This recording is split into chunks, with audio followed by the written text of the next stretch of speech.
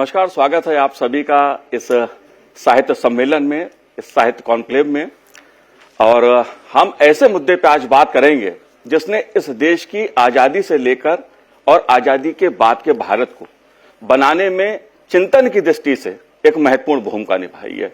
आज का मुद्दा हमारा है इंडिया ए नेशनलिस्ट रीडिंग, यानी आधुनिक भारत और राष्ट्रवादी जो दृष्टिकोण है उसे जानने समझने का ये साहित्य सम्मेलन एक मौका देता है हम सभी को।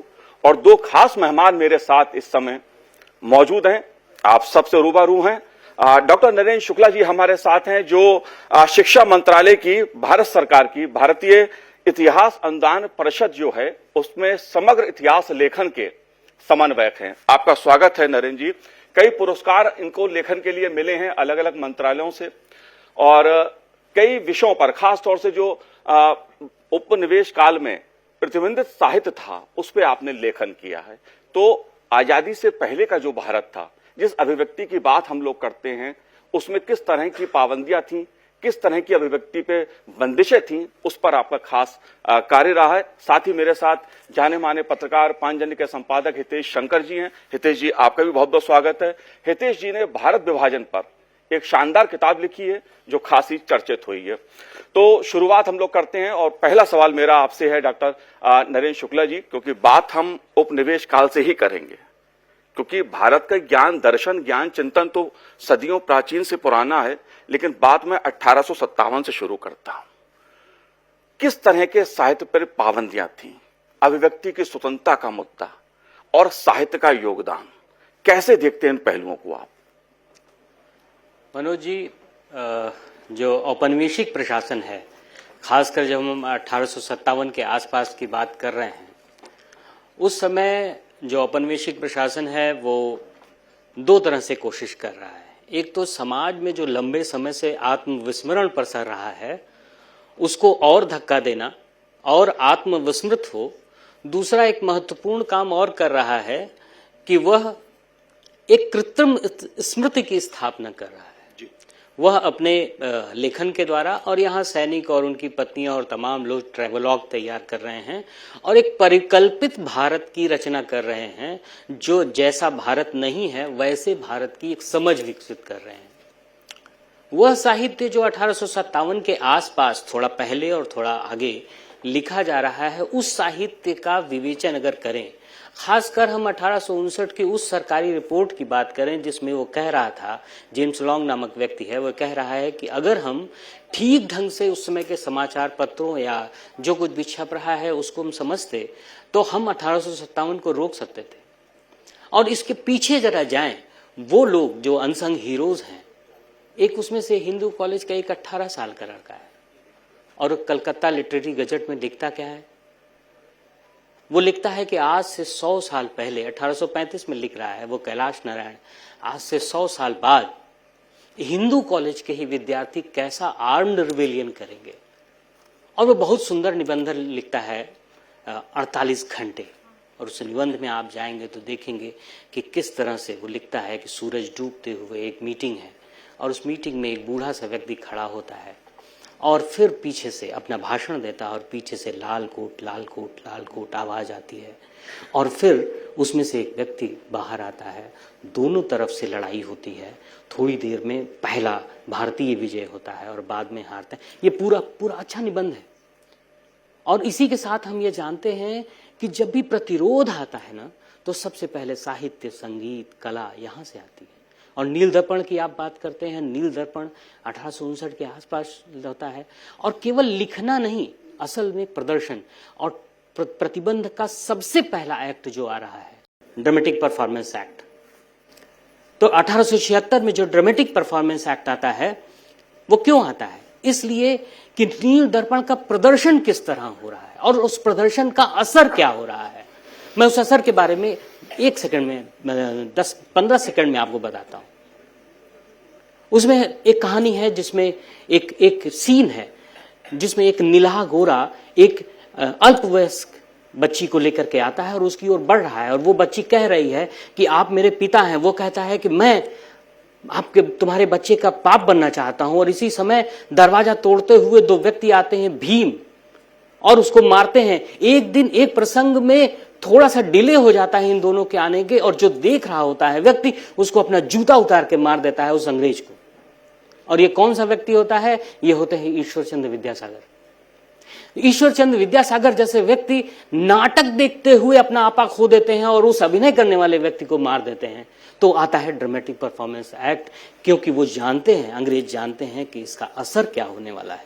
तो प्रतिबंध का ये असर है लोगों की लोक चेतना को, उनके स्वत्व के जागरण को रोकने का प्रयास, ये प्रतिबंध की मूल कार्य। जाहिर सी बात है, ब्रिटिश काल में लोक चेतना को जागृत करने का काम जो साहित्यकारों ने, लेखकों ने किया, वो अपने में अद्भुत है। अद्भुत इसलिए मैं कहूंगा कि तमाम तरह की पाबंदियों के बावजूद, साहित्य पर पाबंदी के बावजूद अपने कर्तव्य का पालन उन्होंने किया। भारत की स्वतंत्रता के लिए अपनी लेखनी से उन्होंने एक दिशा देने का काम किया।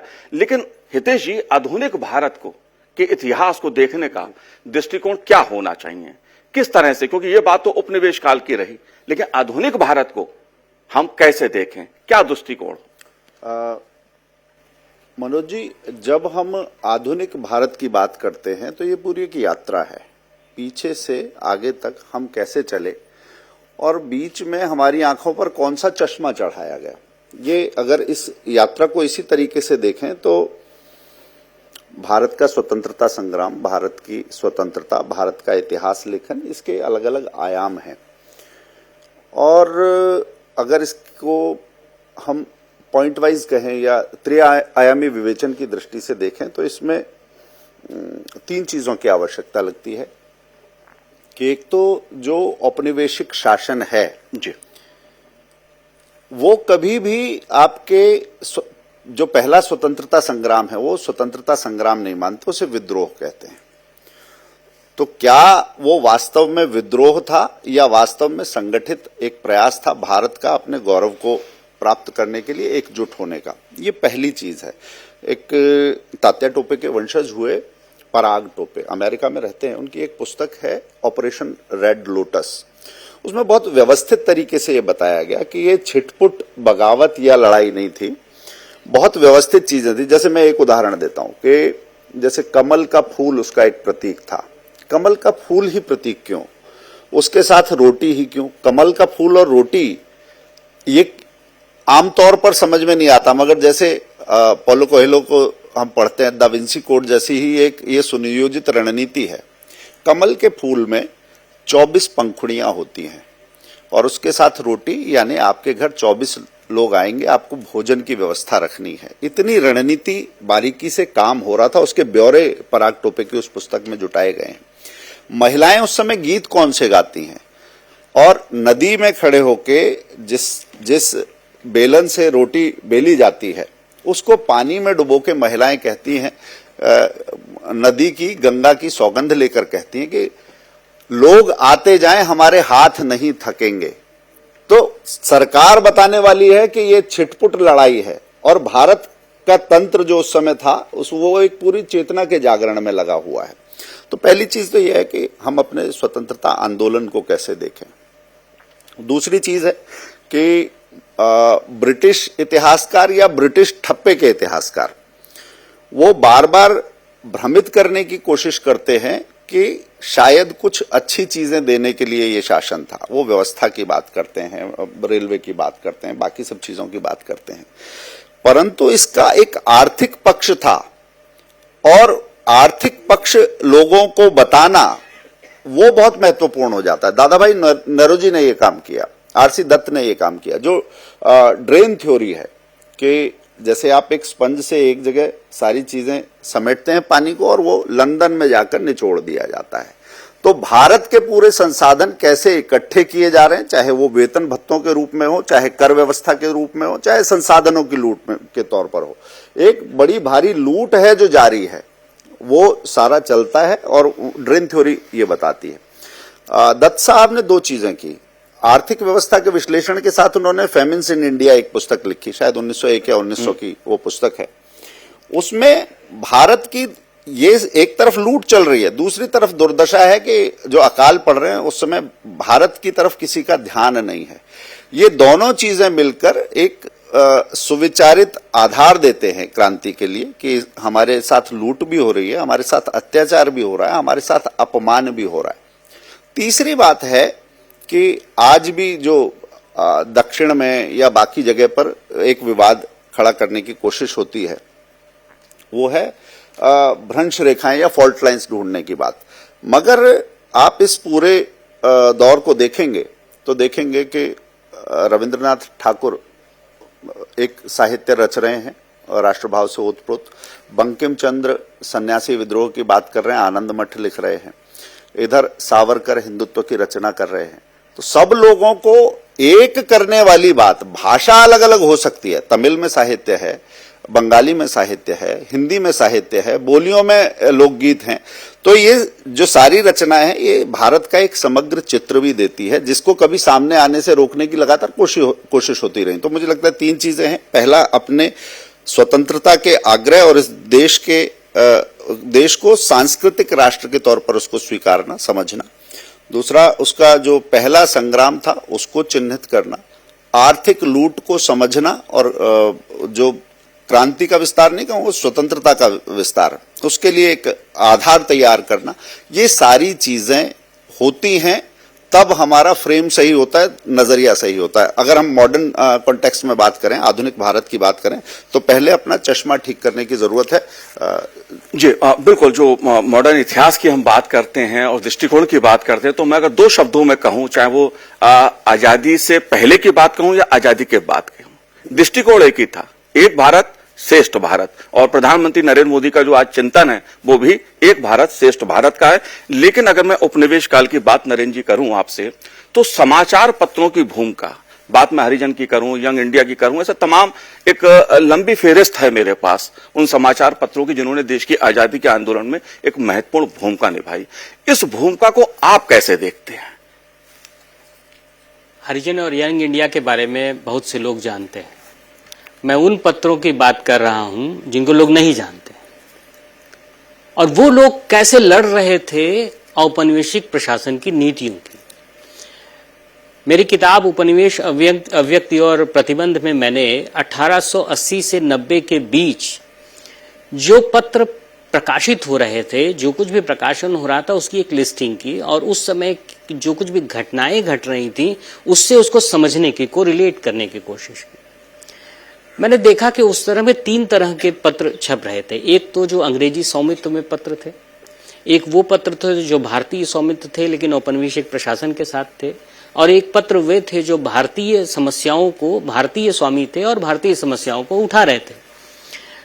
लेकिन जो सूचनाएं थी वो अंग्रेजी स्वामित्व वाले लोगों को दी जा रही थी, बुला करके दी जा रही थी, और इसका लगातार आरोप लगा रहे थे। आप सोच सकते हैं पहले किसी को सूचना मिल जाए तो दूसरे अखबार क्या करें, तो उसके लिए रास्ता क्या निकाला उन्होंने। उन अंग्रेजी प्रशासनों में जो क्लर्क थे भारतीय पत्रों ने उन्हीं को अपने यहां नौकरी पर रख लिया, और वो फाइलें जो सिग्नेचर के लिए लिखी ऊपर जाती थी और सिग्नेचर के नीचे के लिए आती थी, शाम को सिग्नेचर होकर आ जाती थी, और वो सूचना अंग्रेज हिंदी अखबारों को मिल जाती थी या देशी अखबारों को मिल जाती थी, और दूसरे दिन वैसे का वैसे छप जाता था। कई बार तो सिग्नेचर के पहले ही छप गया। तो ये जो समाचार पत्र हैं ये अपने लिए रास्ता निकाल रहे हैं उन प्रतिबंधों के लिए या उसके बाद भी। दूसरे, ये जितने भी अखबार हैं या पैम्फलेट्स हैं या पोस्टर्स हैं जो लोग निकाल रहे हैं, ये उन लोगों के हैं, वो जानते हैं कि एक बार हम पकड़े गए, खासकर 1910 के एक्ट के आने के बाद, जिसमें गंभीर जुर्माना और प्रेस की जब्ती भी शामिल है, इसके बावजूद वो निकाल रहे हैं।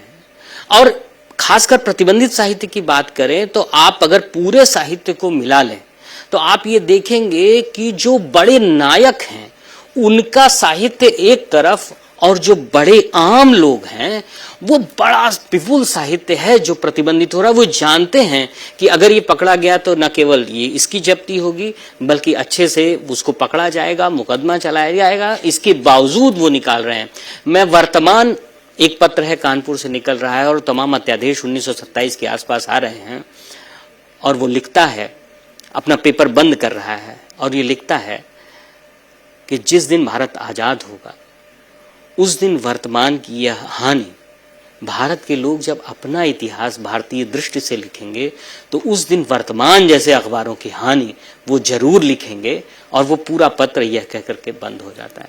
तो ऐसे तमाम पत्र और ऐसे तमाम लोग जिनकी अनगिनत है, जिसकी बड़ी लिस्टिंग मैंने अपनी किताबों में दी है, जिनको जुर्माने हुए, जिनको फांसी वो काला पानी हुई, स्वराज्य जैसा पत्र जिसके अनेक संपादकों को 120 साल की सजा हुई, केवल लिखने के लिए सजा हुई।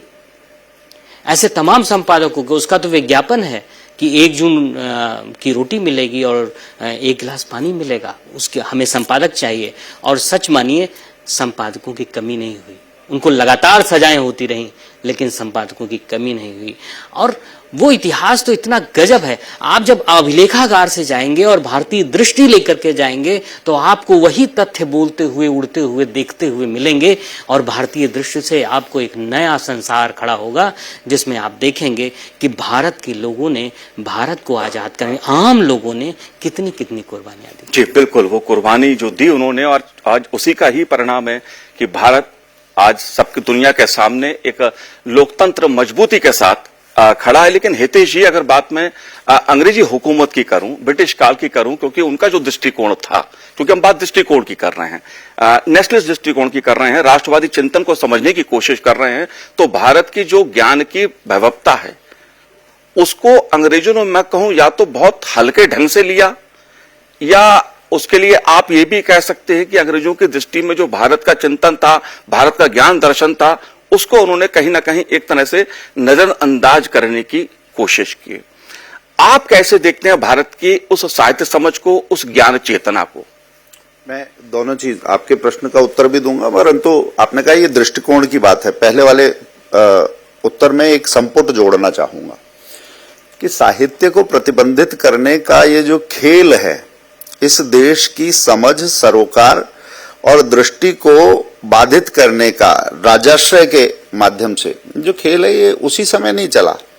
स्वतंत्रता के बाद भी, मेरे साथी सामने प्रफुल्ल बैठे हैं, पांचजन्य और ऑर्गेनाइजर, ये 2 ऐसे साप्ताहिक हैं कि जिस समय देश में अधिकतर समाचार पत्र बंद हुए, क्योंकि पहले क्या था कि स्वतंत्रता की अलग जगह ना, ये पत्रकारिता का काम है। विश्व में आपको कहीं नहीं मिलेगा कि इतने सारे महापुरुष पत्रकार हुए हों और एक एक नहीं 2-2, 3-3 पत्र निकाल रहे हैं।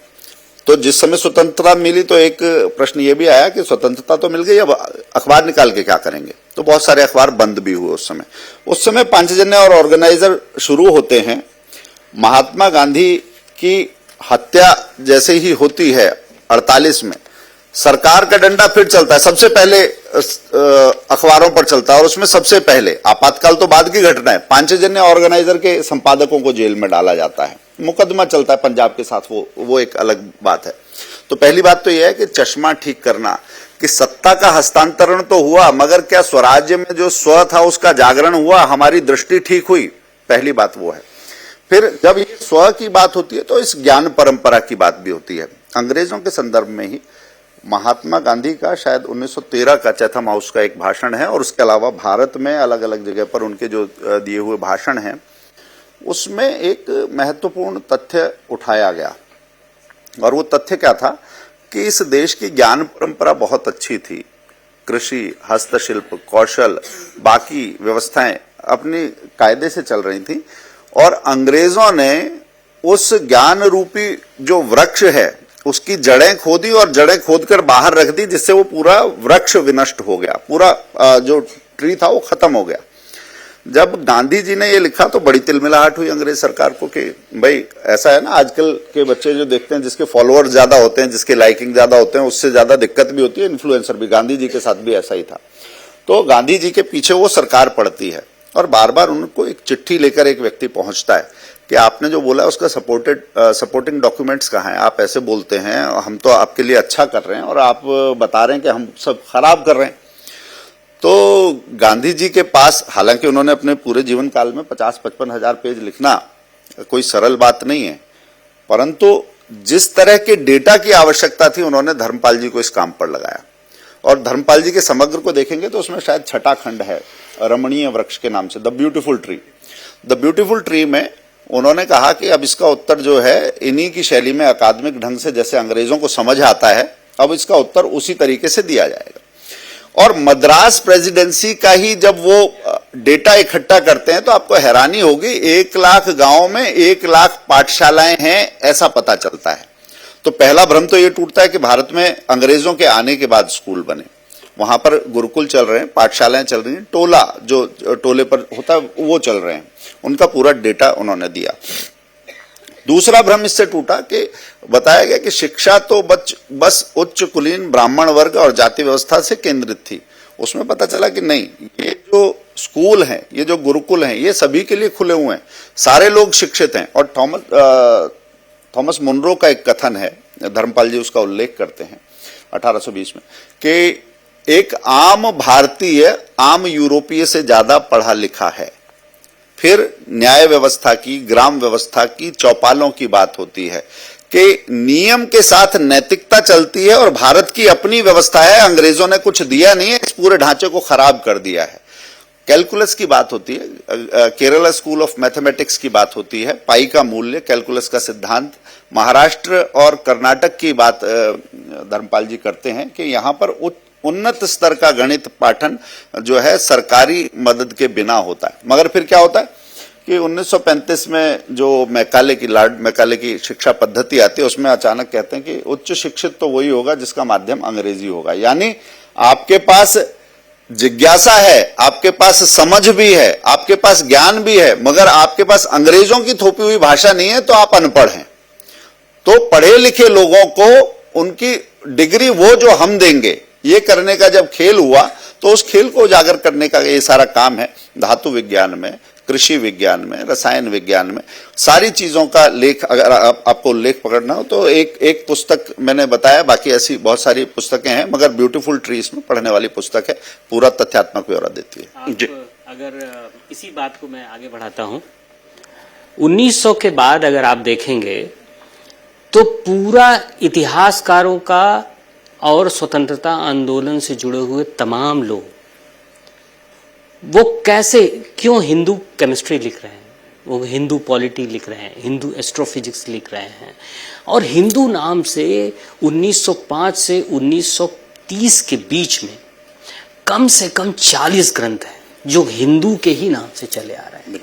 वो भारत के स्वत्व के जग को जगाने के प्रयास हैं कि जो ये कहा जा रहा है कि हम इतनी बड़ी सभ्यता हैं और अब आपको सभ्य करने के लिए आए हैं, उन तमाम चीजों को पुनः भारत के शास्त्रों का अवगाहन करके।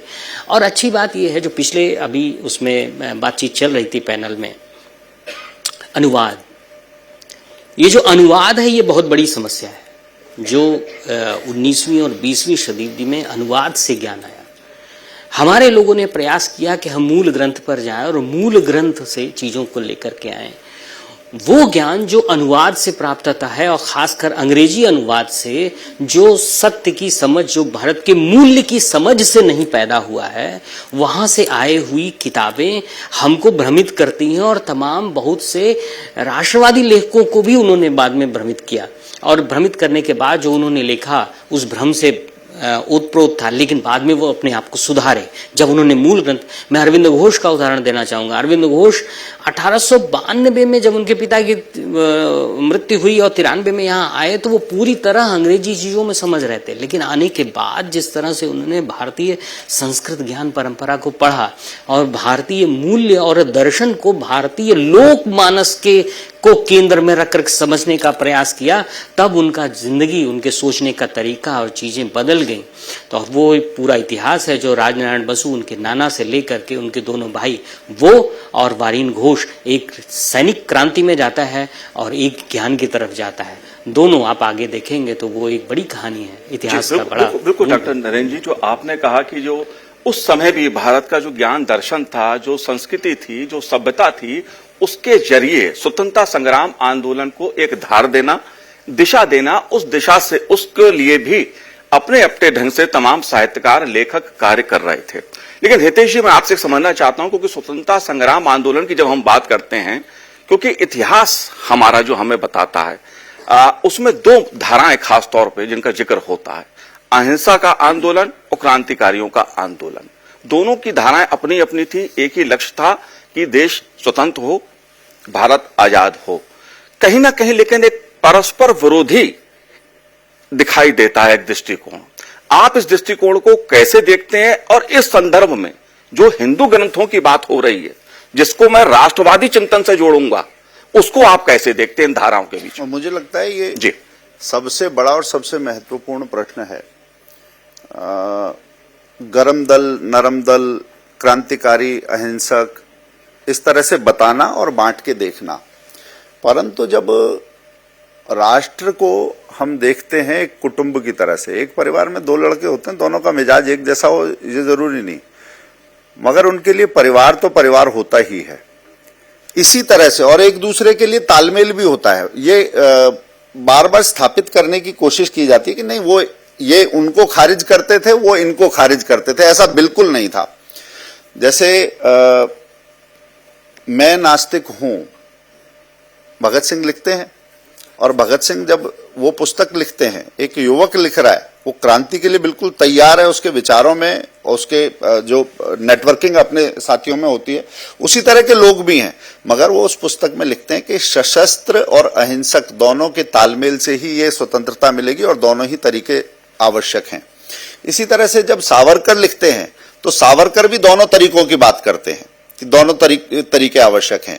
और आप याद कीजिए कि जिस समय विश्व युद्ध हो रहा है उस समय गांधी जी भी कह रहे हैं कि लोगों को सेना में भर्ती होना चाहिए, सावरकर भी कह रहे हैं। अब कोई कहेगा गांधी जी तो अहिंसक विचार के पोषक थे, उन्होंने क्यों कहा? गांधी जी का मानना था कि इस समय अगर हम अंग्रेजों की मदद करेंगे तो उन्हें हमारी बात पर सदाशयता से वो सोचेंगे, हमें स्वतंत्रता मिलेगी। और सावरकर का कहना था कि अपने लोगों को ट्रेनिंग दिलाने का अच्छा मौका है, वो लड़ाई खत्म हो जाएगी फिर हम इनको निपटाएंगे। तो यानी दोनों का लक्ष्य एक ही है, भारत की स्वतंत्रता। मगर उसकी फ्रेमिंग क्या करी बाद के इतिहासकारों ने? नहीं, ये इन्हें पसंद नहीं करते थे, वो उन्हें। महाराष्ट्र के एक डॉक्टर नीरज देव हैं, उन्होंने सावरकर पर काफी काम किया है। तो सावरकर कैसे भगत सिंह की, चंद्रशेखर की प्रेरणा थे, बाकी सबकी प्रेरणा थे, ये भी उन्होंने लिखा। तो और गांधी जी जिस तरह का काम कर रहे थे, एक चरखे के रूप में एक ऐसा अमोघ चिन्ह दे देना, एक ऐसा सिंबल देना कि वो उस समय सब जगह पर अच्छे से पहचाना जाता था। चरखे के नाम पर ऐसी तकलीफ आती कि पूरे देश को एकता के सूत्र में बुन दिया कि लोक संचय का काम, जन चेतना का काम सबसे बड़ा हुआ। साथ में नेताजी आते हैं तो नेताजी का एक नारा आता है, तुम मुझे खून दो मैं तुम्हें आजादी दूंगा, या दिल्ली चलो। ये जब नारे आते हैं तो सबको फोकस क्लियर हो जाता है कि हाँ, हमें इसके लिए कुछ बलिदान भी देना पड़ सकता है, और निशाना दिल्ली पर है। आप ये देखिए कि देश में लोक संग्रह का काम गांधी जी कर रहे हैं, और देश से बाहर जर्मनी, जापान, सबको भारत के पक्ष में इकट्ठा करने का काम नेताजी कर रहे हैं। और नेताजी उन्हीं गांधी जी को, जिनको विरोधी बताते हैं, उनको राष्ट्रपिता की किसने कहा? उन्हें सुभाष जी ने कहा। तो आप ये देखिए कि उसे विभेद के तौर पर चित्रित करना, उसे अलग अलग फ्रेम में दिखाना, इस लड़ाई को खंडित दिखाना, ये जो 1857 के बारे में जो थ्योरी अपनाई गई इतिहासकारों द्वारा, वो इस पूरे आंदोलन के लिए कि नहीं, ये भी आपस में बटे हुए थे। तो बटे हुए नहीं थे, आपस में मिलके चल रहे थे। अगर ऐसा नहीं होता तो लाला लाजपत राय की पर जो सैंडर्स का जो बाद में हत्या हुई और वध हुआ उसका, तो वो सारा प्रकरण भगत सिंह और उनके साथी क्यों लेते? जी जी, कोई इसमें समझ की कमी नहीं थी, जिजीविषा की कमी नहीं थी, उद्देश्य और लक्ष्य एक ही था। अगर राष्ट्रवादी चिंतन की मैं बात करूं, चाहे गांधी का चिंतन हो या भगत सिंह जी का चिंतन हो या सावरकर जी का चिंतन हो, एक ही चिंतन था, भारत स्वतंत्र कैसे हो, राष्ट्र स्वतंत्र कैसे हो। उसे हम राष्ट्रवादी चिंतन के रूप में भी देखते हैं आधुनिक भारत में भी। नरेश जी, मेरा सवाल आपसे, अगर 20वीं शताब्दी की मैं बात करूं तो एकाएक युवा जो है वो क्रांति की ओर रुख करता है, तो विकास प्रक्रिया में उसकी भूमिका को आप कैसे देखते हैं? देखिए, क्रांतिकारी आंदोलन का जो इतिहास भारत में इतिहासकारों ने पकड़ा, वो पकड़ा सेडिशन कमेटी की रिपोर्ट से। वो 1918 में आई और उसने एक नैरेटिव सेट किया कि 1897 में जो चाफेकर बंधुओं ने हत्या की रैंड एंड आयर्स को, वो चित्पावन ब्राह्मण थे। चित्पावन ब्राह्मण तिलक भी हैं और तिलक से वो नाना फडणवीस तक लेकर के जाता है और भारत के इतिहासकारों ने वहीं से उसको पकड़ा और फेच कर लिया। लेकिन जब आप इस जब और पीछे ले जाएंगे, जिस कैलाश नारायण की बात मैंने की, जो क्रांति की बात कर रहा है, उसका ही भाई है शशिकांत जो नेशनल पेपर निकाल रहा है। वहीं पर ये पूरा दत्त परिवार है। उसी दत्त परिवार में वो रमेश चंद्र दत्त आते हैं। वो पूरा दत्त परिवार है जिसमें कुछ क्रिश्चियन हो जाता है, कुछ हिंदू रह जाते हैं। वो पूरी कहानी है। ठीक इसी समय उसी हिंदू कॉलेज में एक और लड़का पढ़ता है, उनका नाम है राजनारायण बसु, और वो लगातार आदि ब्रह्म समाज देवेंद्र नाथ टैगोर के साथ लड़ते हैं। वो देवघर को केंद्र बना करके अपनी बात करते हैं, जहां पर दोनों बच्चे अरविंद घोष और वारिंद घोष धीरे धीरे करके पूरा अनुशीलन समिति के निर्माण में उनकी प्रमुख भूमिका रहती है। मूल प्रश्न ये है कि 1900 के आसपास क्यों लोगों को लग रहा है कि ये जो कांग्रेस 1885 में बनी है उससे नहीं हो पाएगा, हमको कोई दूसरा रास्ता अपनाना पड़ेगा। अब इस बात को समझने के लिए हमको 4 कोने देखने पड़ेंगे: बंगाल, महाराष्ट्र, पंजाब और उत्तर प्रदेश का बनारस। ये 4 केंद्र हैं और भारतीय क्रांतिकारी आंदोलन या स्वतंत्रता संग्राम के 4 स्तंभ हैं, जहां से न केवल साहित्य प्रकाशित हो रहा है, न केवल समाचार पत्र प्रकाशित हो रहे हैं, बल्कि तमाम युवा एक दूसरे से जुड़ रहे हैं। इन सब में एक महत्वपूर्ण नाम है रास बिहारी बोस का। रास बिहारी बोस को कितने लोग वो इतने बड़े व्यक्ति हैं जो 1900 से शुरू करके और आजाद हिंद फौज तक उनका काम है, जो जापान तक जाते हैं। चंदन नगर में प्रवर्तक आश्रम के बारे में कितने लोग जानते हैं, जहां पर क्रांतिकारियों के तमाम पत्र रखे हुए हैं। तो सबसे जरूरी है यह है कि हम नए सिरे से क्रांतिकारी आंदोलन के इतिहास और उसके साहित्य को फिर से बटोरें और आगे बढ़ें। जी, और बिल्कुल नरेंद्र जी, जो हमारी आजादी की विरासत हमको मिली, साहित्यकारों से जो चिंतन, जो ज्ञान दर्शन हमको मिला, उसी के बल पर भारत आगे बढ़ा और एक लोकतंत्र के रूप में एक मजबूत भारत आज विश्व के सामने खड़ा है। लेकिन जो अतीत का हमारा राष्ट्रवादी चिंतन रहा है, हमारा दृष्टिकोण रहा है, तो मैं समझता हूं हितेश जी, इसी से ही हम लोग अपने कार्यक्रम के समापन भी करेंगे। जो वर्तमान संदर्भ में बहुत संक्षेप में आप इसे कैसे देखते? देखिए, वो आज के संदर्भ में देखना हो और उस समय की परिस्थिति, अगर उसके सबक क्या हैं या आज कैसे इंप्लीमेंट हो सकते हैं। जब लोकमान्य तिलक स्वराज्य मेरा जन्मसिद्ध अधिकार कहते हैं ये बात, तो वो स्वराज क्या है? उसमें पॉलिसी मेकिंग में पब्लिक पार्टनरशिप है, पार्टिसिपेशन है, सारी चीज सहभागिता है। तो शासन में, नीतियों में सहभागिता, ये आज वो सूत्र लिया जा सकता है। जब गांधी जी स्वावलंबन की बात करते हैं, हस्तशिल्प और कौशल को निखारने की बात करते हैं, तो आज जो देश में अलग अलग सरकारें हैं, छोटे छोटे जिले हैं, वो अपना एक उत्पाद से पहचान बना रहे हैं। ये उद्यमिता को जगाने की गांधीवादी अलग हो सकती है, जो आज अप्लाई किया जा सकता है। बिल्कुल हितेश जी, अगर मैं इसको आगे बढ़ाऊं, क्योंकि समय की भी सीमा है और एक विकसित भारत का जो लक्ष्य है, जो आज के संदर्भ में हमारा राष्ट्रवादी चिंतन है, जो दृष्टिकोण है, वो विकसित भारत के लक्ष्य को और तेजी से हासिल करने में एक अहम भूमिका निभाएगा। आप दोनों ने चर्चा की, इस कार्यक्रम में भाग लिया। हितेश जी, आपका भी बहुत बहुत धन्यवाद, बहुत बहुत शुक्रिया, और नरेंद्र जी, आपका भी बहुत बहुत धन्यवाद, शुक्रिया। May I now request Shri Umesh Sharma, Head of Social Media, Sansad TV, to kindly present a memento to our honoured guests as a token of our appreciation. Shri Hitesh Shankar ji.